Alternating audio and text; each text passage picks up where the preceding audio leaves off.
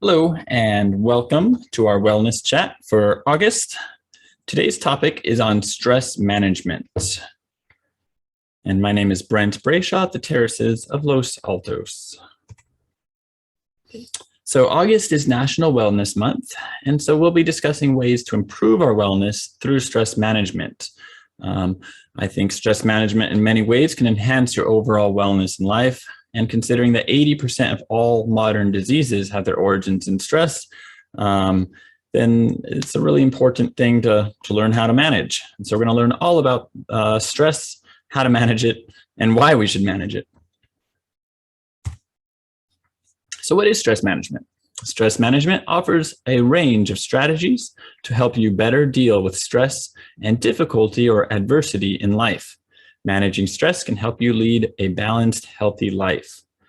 We all encounter stress, but when it tends to be too much, when you're overwhelmed, and when it's something that doesn't go away, that you're not able to get some reprieve from, then it can be negative. So management is really important, as we'll discuss.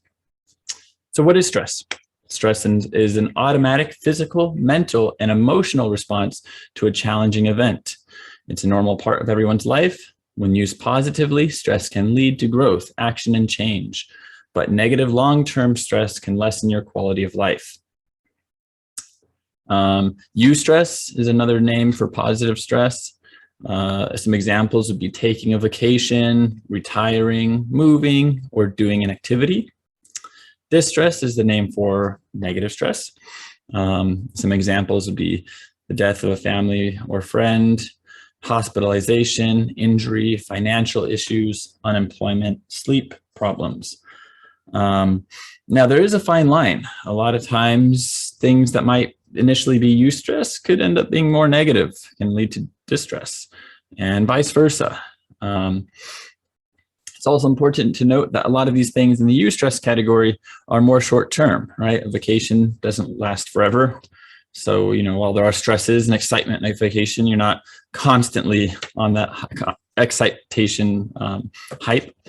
And, for distress, a lot of things are more chronic. They're more long-term. If you have a death of a family or friend, that's permanent. It's not something that you can, that is just temporary.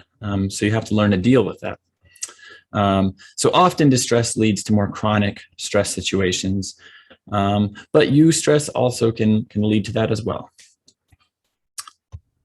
And so that leads to the real culprit of why stress can be negative and why it's so important to manage your stress is chronic stress. So this is the response to emotional pressure suffered for a prolonged period of time in which an individual perceives that they have little or no control. It involves the endocrine system response, in which corticosteroids are released. While the immediate effects of stress hormones are beneficial in a particular short-term situation, long-term exposure to stress creates high levels of these hormones. And this may lead to high blood pressure, damage to muscle tissue, and inhibition of growth, and damage to mental health.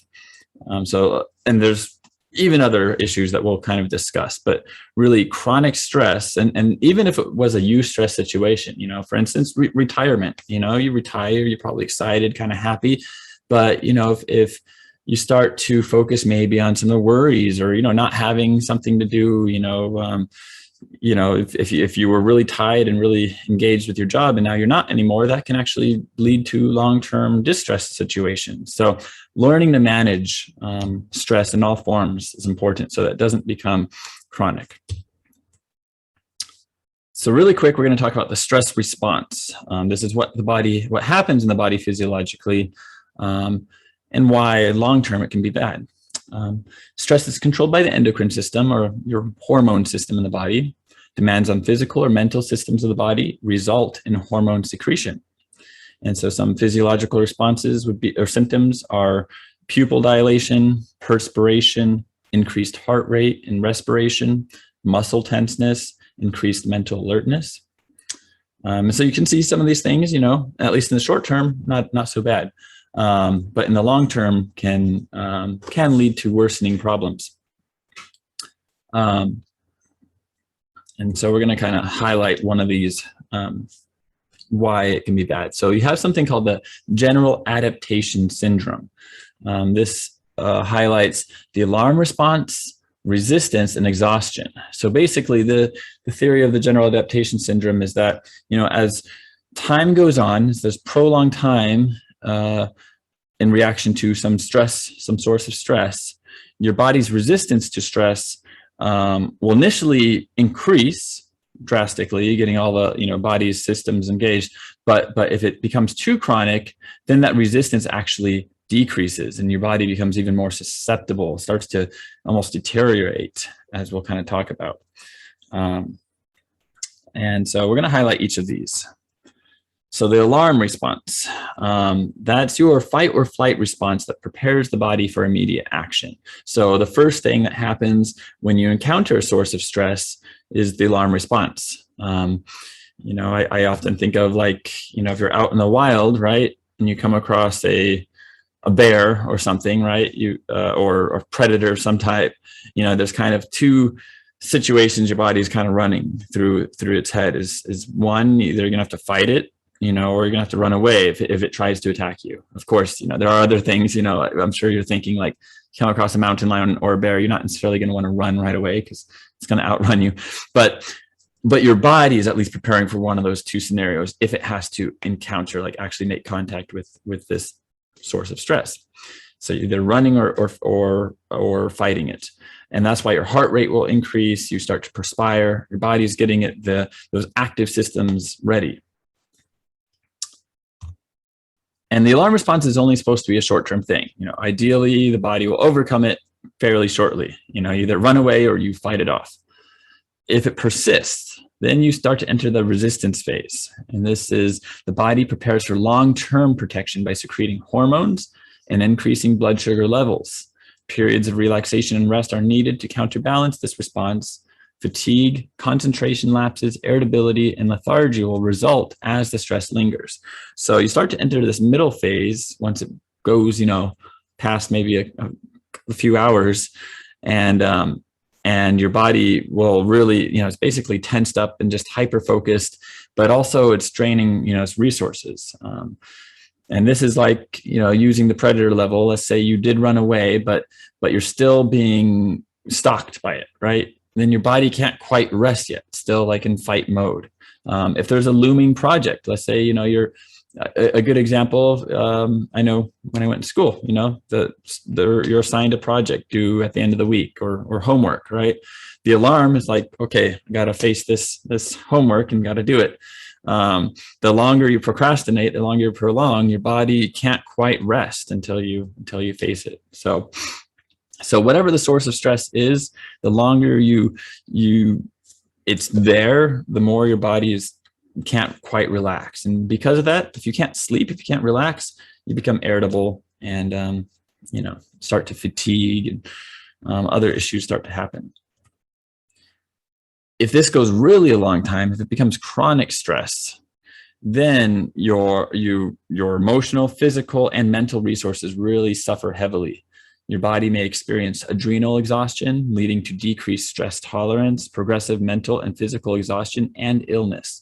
So this is like in later, stages. If things are going on for weeks now, and you still haven't overcome, dealt with that source of stress, then your body's resources just become depleted, and you become very susceptible to disease, and there's just many physiological symptoms that we'll talk about here in a moment. But you definitely don't want to be here, because if you reach this point of really chronic stress, then you actually become more susceptible to stressful events in the future. You become less resistant in the future. So that kind of leads to our symptoms of stress. And these are symptoms that will occur at varying levels as stress progresses. So the stress affects really your whole being, your physical, mental, behavioral, and emotional being.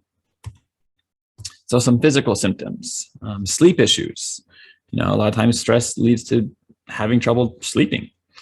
Fatigue, digestion issues, headaches, aches and pains in the body, dizziness, fainting, sweating, trembling, breathlessness, and heart palpitations. That's just really just a few, but physically, there's a lot of stuff that's going on with stress. Mental symptoms: lack of concentration, memory lapses, decision making difficulty, confusion, disorientation, panic attacks. Behavioral symptoms include appetite and eating disorders, increased intake of alcohol and other drugs, increased smoking if you smoke, restlessness, nail biting or trichotillomania, which is like hair pulling, and hypochondria. And emotional symptoms: depression, impatience, rage, tearfulness, deterioration of personal hygiene and appearance.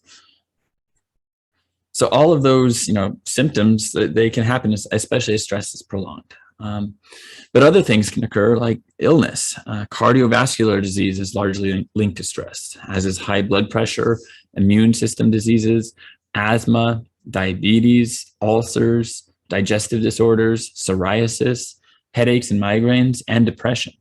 All of these have strong links to stress, especially chronic stress.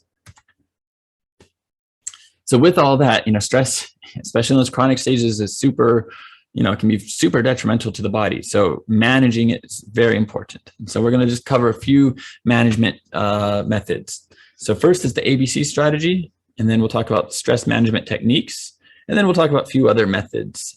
Some of these pictures here you can see are things that we often think of that are stress relieving, whether it's reading a book, with some nice coffee or something, playing with your pet, maybe meditation or running, or walking outside with a friend. But we're going to go right now into some specific strategies. So first is the ABC strategy. That stands for awareness, balance, and control. And this is more of a reflection type strategy to really determine, what your stress is and how you're going to deal with it. So the first of the ABC is awareness. That's recognizing the source of stress and noting how you react. A lot of times we're not dealing with just one source of stress. Often it's many sources. And so recognizing everything that's causing you stress. And sometimes there's things that you don't even realize are causing you stress until you sit down and really kind of think, how do I feel in this situation? Oh, I actually feel a little bit stressed. I feel a little bit irritable, So really taking note of the cause and sources of your stress. Next is balance. And so this is determining, kind of the fine line between positive and negative stress. Is something that was initially a positive stress becoming more negative? I will say, as an example, I'm planning my wedding right now. And of course, initially you're excited, but as it drags on, it becomes a little more challenging and becomes more distressful. There's more details and things, I think, as you get closer. And so that can become a negative stress if I don't learn and effectively manage it. And so in that balance category, we also want to take note of how we cope with our stresses before they become really negative or chronic. So what are some of your coping mechanisms?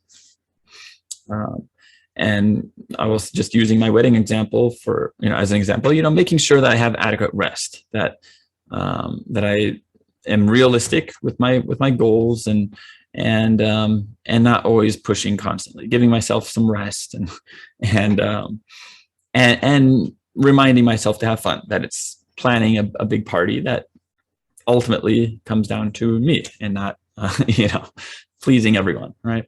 So, but everyone's going to be different with how they cope with and it's going to be specific to what they're dealing with. The final one is control. And this is what you can do to help combat the negative effects of stress.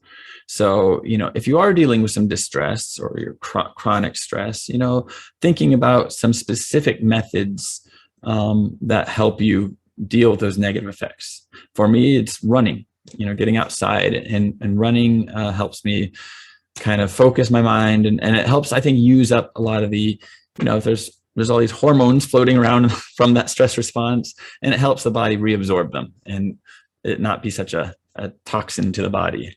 But everyone's going to have different things, ways in which they deal with those negative effects. And we'll talk a little bit more about that. But next, let's just talk about some stress management techniques. So we had the ABC strategy, which is all about kind of reflection, right? Now, stress management techniques, these are specific techniques on what you can do to change and better manage your stress. So first is changing your thinking. So when dealing with the source of stress, sometimes reframe that situation. You want to look at it at a different angle. Why is it causing you distress? Why is it negative? Is there a way to look at it from a positive angle? An example might be maybe a family member or a colleague that maybe that you're having a problem with, and you're not seeing eye to eye, but maybe talking with someone else that also knows them and seeing a different perspective, right? Reframing it, kind of looking, not getting so narrow-minded on your own perspective, but taking a step back. So changing your thinking is something to try. Another aspect of changing your thinking is positive thinking. And that doesn't mean, lying to yourself, telling yourself, oh, everything's okay, when something is not. It's important to be truthful to yourself, but it means more focusing on your strengths and looking for opportunities. So there may be a bad situation, but see if there's any opportunity, any way you can, make lemons into lemonade, right? But positive thinking is another aspect of how you can change your thinking. Another technique is changing your behavior. So some aspects of that would be being assertive. Often that can be very difficult with stressful situations, right? Often when we're dealing with a big stress, we become overwhelmed, and that kind of makes us, hole up or clam up. And so it's important to remind yourself to kind of grab the horse by the reins, or get back on the horse if you're knocked down, so to speak, and push forward. Clearly address the problem and find direct ways to deal with it. Next, getting organized, in relation to dealing with that problem. A lot of times disorganization can make us feel even more overwhelmed. It can kind of add to the stress, right? If you're dealing with a big problem and then maybe your room is a little bit messy, that will make it worse. So sometimes just doing something like cleaning up, doing the dishes or cleaning the room, organizing, will help take some of the load off and help you better address the big source of stress. Venting is another way to change your behavior. And this is, talking with a friend or a close, trusted person about your stress or your problems. That can help you actually, in talking about it, venting helps you recognize it more clearly. And in doing so, you start to recognize maybe how you might be able to approach it differently and overcome it, or at least deal with it. Another aspect of changing your behavior is laughter. Finding any opportunity to laugh. Watch a comedy, surround yourself with friends that make you laugh. Laughter is really, really important and really affects you, not just physically, but emotionally and mentally. It has a really powerful health effect. So find ways to laugh. And diversion and distraction is another way to change your behavior. So, it's okay, in a stressful situation to take a break and, sit and watch some TV for a little bit, to direct your attention away from the source for a little bit. That shouldn't be your sole way of dealing with stress, but it is something that is fine to do, to help, give yourself some space from the source of stress. Finally, we enter into lifestyle changes, changing your lifestyle. And this is often what people focus on when they think of managing stress. So changing your diet, right? Eating healthy actually has a really positive effect on your mood. Making sure you get probiotics. So from things like yogurt or kimchi or sauerkraut, or kefir. There's a lot of sources of probiotics, and actually there's been a lot of studies that highlight the close relationship between your gut health and your brain health, and how your mood can actually be affected by the bacteria in your gut. So having a well-rounded diet and getting enough probiotics is really key, actually, to having a more manageable stress in your life. Exercise, really important. I mentioned that's one thing that I do when I'm feeling stressed is I go for a run, because exercise actually has a direct effect of reabsorbing, those kind of negative, toxins and things into the body and helping the body process those hormones that have been used. Also, stress can raise your blood sugar. Exercise actually helps the body reabsorb blood sugar. So it has a direct effect in combating stress. And if you think about it, with the early example with the, facing a predator or something, right? Your body's getting ready to either run or face the animal. So it's getting ready for a physical response. So exercise is directly addressing, directly doing what your body wants you to do when you're stressed out, which is moving, and that will help reabsorb and help you feel more relaxed. Sleep, if the stress isn't negatively affecting your sleep, good sleep is really important. Having regular sleeping times and, getting enough sleep is really key. If you're sleep deprived, it's going to make things a whole lot worse, make it a whole lot harder to resist and deal with stress in your life. Relaxation, kind of similar to sleep, being able to find activities that you can relax. Kind of goes in line with like diversion, where you sit and relax for a little bit, sit and watch TV.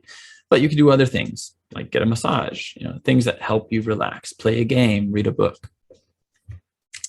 And finally, controlling smoking and alcohol, right? A lot of people, unfortunately, revert to drugs like that when they are dealing with stress because it causes temporary relief, but they, in the long term, have detrimental effects. So make sure you're not self-medicating with drugs that are, non-prescribed, and, limit alcohol content. If you smoke, try to quit that, because of course, smoking has many negative effects on your heart health, which stress is also affecting. So taking, control of that. So those are some techniques, other than that, there are many methods of stress management out there. And so here's a few examples. Medication, so prescribed medication from a doctor, like maybe for anxiety or depression, if those are some effects you're dealing with due to stress. Meditation. So meditating actually can be, or prayer can be a way to relax the body and calm your breath, and can actually directly affect a stress response. Getting therapy, talking to a psychologist, can be really helpful for learning to better manage, at least psychologically and emotionally, your life. Socialization. So, surrounding yourself with good, close friends, or going to social events is a great way to de-stress. Getting out in nature, getting your nature time in is really, really key. Your body has a very positive response being around, natural, plants, and getting that fresh air and sunlight. Getting a massage, right, can be a great way to help physically relax the body. Doing Tai Chi or yoga are two great exercises that are based in mindfulness and relaxation, and can help you manage your stress. Listening to good music, music that calms you and that you enjoy. Aromatherapy.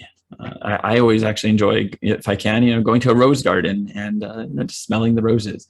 But your nose has a very close relationship, with parts of the brain, and can help you, when you smell pleasant things, feel more relaxed. Doing hobbies that you enjoy will help you manage stress. And finally, biofeedback. There are practitioners like psychologists that can do biofeedback therapy with you, in which you are looking at physiological numbers, like your heart rate, and actively, consciously, relaxing and lowering those numbers. So a lot of methods to manage your stress out there. And yeah, hope that helps. So that was just a nice quick overview of stress management and, various techniques and methods of doing so. If you have any further questions, about this presentation or how to relax, or if you need a vent to someone, feel free to come by the fitness center, or feel free to, message me, and yeah, love to talk. Have a great rest of your day. Thank you.